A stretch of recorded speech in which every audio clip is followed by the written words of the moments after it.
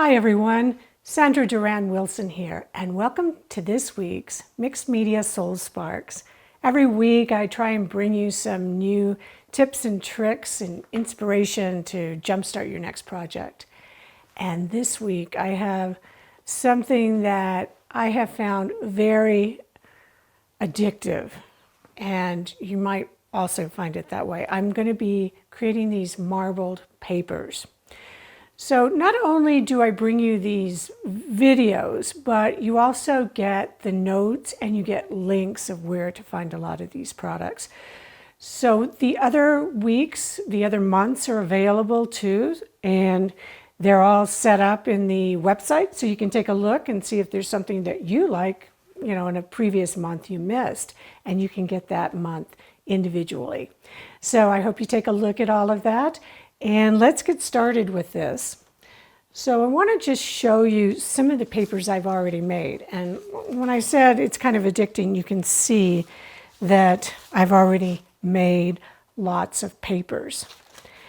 And what this process is I'm using these particular paints called Easy Marble. And you buy them individually. You don't need anything else but a tub of water and the paints, and I'll show you how to do them. But first I just want to show you using different papers. This one is on a gold paper. You can even put them on fabric. This is done on top of a dryer sheet. You know how I love those. This is a target that I've put the marbling on. This part right here is a spray webbing. I'll put a link for that on the notes. Here's a copper paper, isn't that beautiful with the marbling on top of the copper paper? Even textures. This is a textured paper, and you can see on the back side. More fabrics. This is a heavier fabric. It's actually a microfiber cloth, and you could put this on and you could actually stitch these together. You could make bags or garments, or who knows. This is a type of I'm not sure what kind of paper it is. It has some raised edges, which kind of show up in the paper here, just like this one.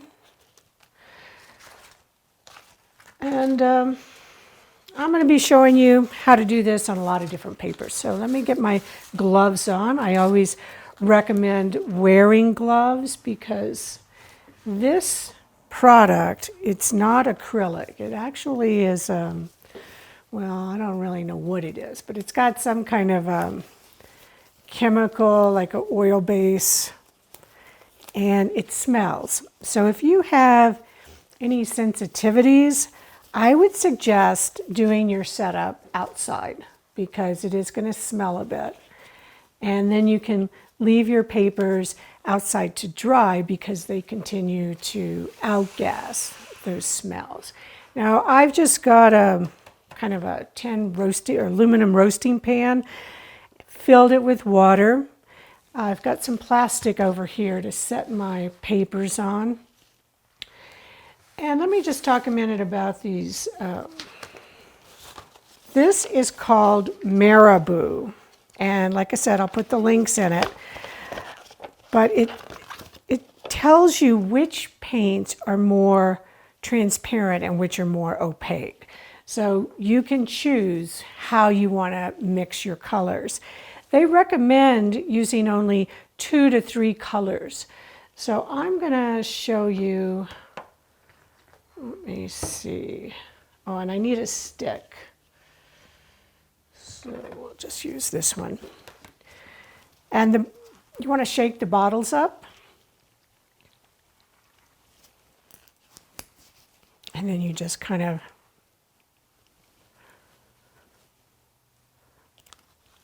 doesn't look like much, but you'll be surprised. So let's go with the orange. A gold,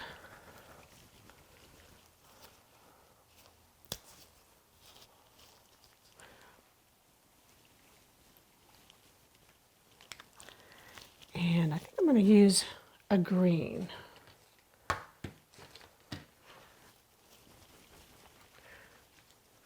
Which green? Maybe I'll try the darker green because I've got a lot of light colors in there. You see, it's kind of just starting to sit on the surface. Now, I'll start with just like this little book page. But before I do that, I want to take my, oh, you see how it kind of sticks together? Now, I'm going to put this in. And then I'm going to pull it out. And you see, here it kind of got a little too thick right there. But look at these interesting layers that I got there. So let me put that one aside. Now if I wanted to, I could just take this and pick up the rest of the paint. Sometimes it's a good idea to keep a little extra piece of paper around to do that. And let's see if this piece will fit in there. We'll try this one. So this is it's a photocopy of a image I made using oil and water. But it's a laser copy, so it's not going to run when I put it in the water. So let's try a red.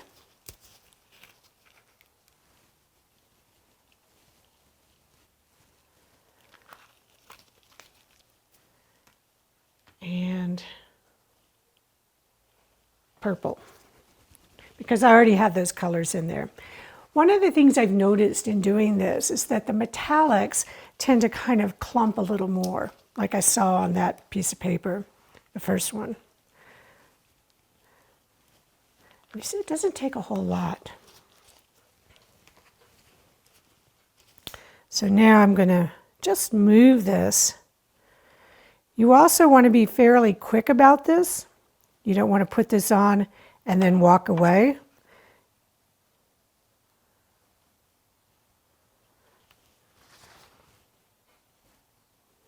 I'm pulling some of that red into that purple.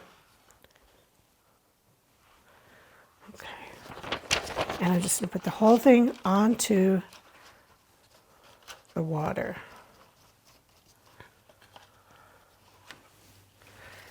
And look at that. Isn't that cool? See how addicting this can be? So you've taken an image that you've already created and now you've added another layer to it. And this is just regular copy paper. I'll show you a couple more. This is one I did that had a lot of pigments in it. I'm just going to see if I need to clean this off. No, it looks pretty clean. This is another piece that you may recognize. It's a National Geographic page that's been altered with Citrusol, and that's a whole nother lesson. I don't think we've covered it here, but it's out there. So for this, I'm just going to use white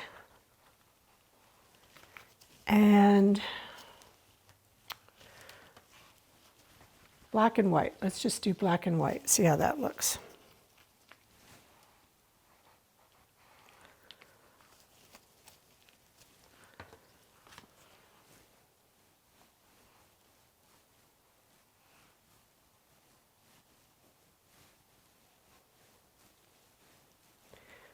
Maybe I'll add a little more white on top. There we go. See how it moves away from the other color, so then I want to bring some back in. Okay.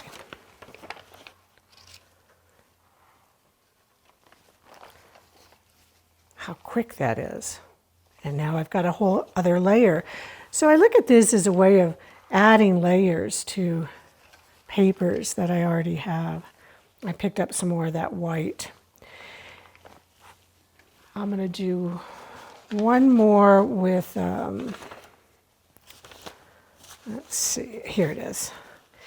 Now this is a piece that I have done way back when in etching. So I'm etching my plates and I'm taking a test run of it and doing my aqua tint. But I'm going to do this side. So I want to get some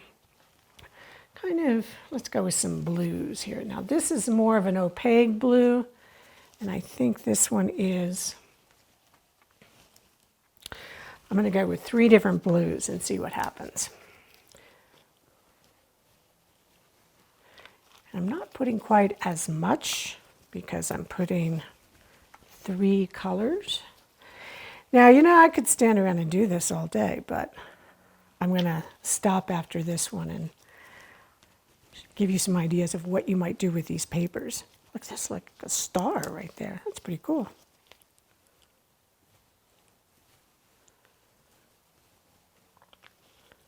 They also have in here a clear one, which if you wanted to use, say, one color and you wanted to create a marble effect, this is going to get the paints to move and be able to marbleize without adding color. Oops, it's wanting to stick too much, so let's be quick. And I can even pull it like that. Interesting how it kind of set on the surface. Let's go. There we go. Now the other thing is, I can look at this and say, oh, well, I need some more colors here. I can then add some more colors. Let's just go ahead and do that. Let's go with lemon yellow.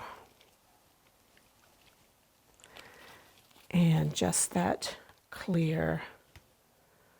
Where'd I go with the clear? Somewhere, there it is. So we'll just try this with the 2 and see what that looks like. That's the clear and the yellow.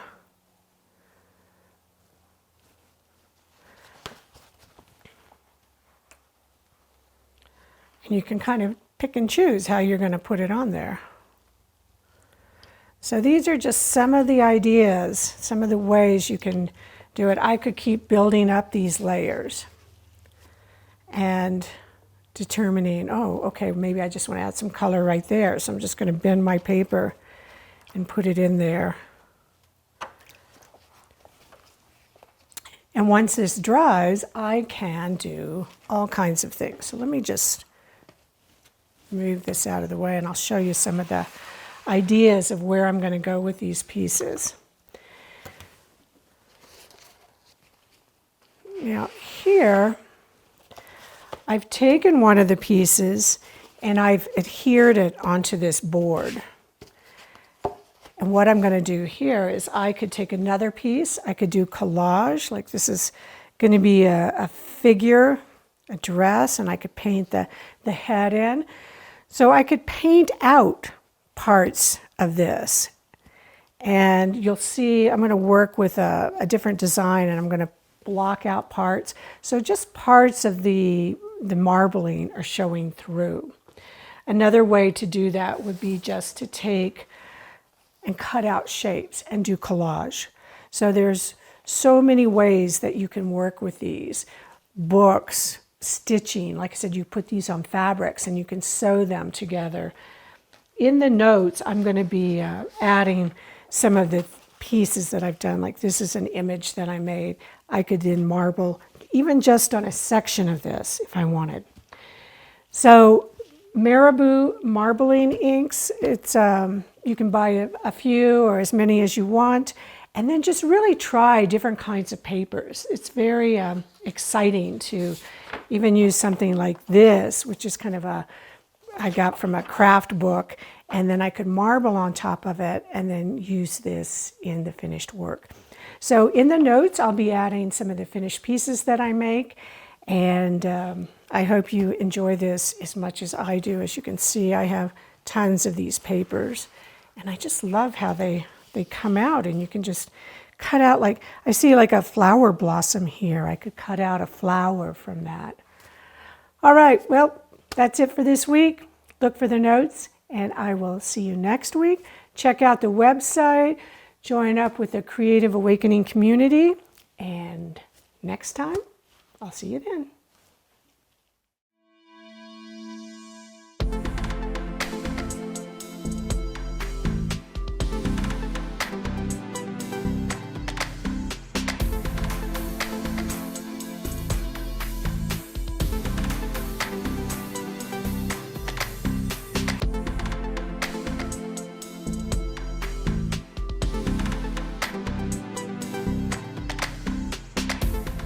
Join the Creative Awakening Community on Facebook, where you'll be able to post your art, connect with other creatives around the world, and ask questions. Use the hashtag #MixedMediaSoulSparks when posting your work on social media. Thanks for joining me, and I'll see you next week.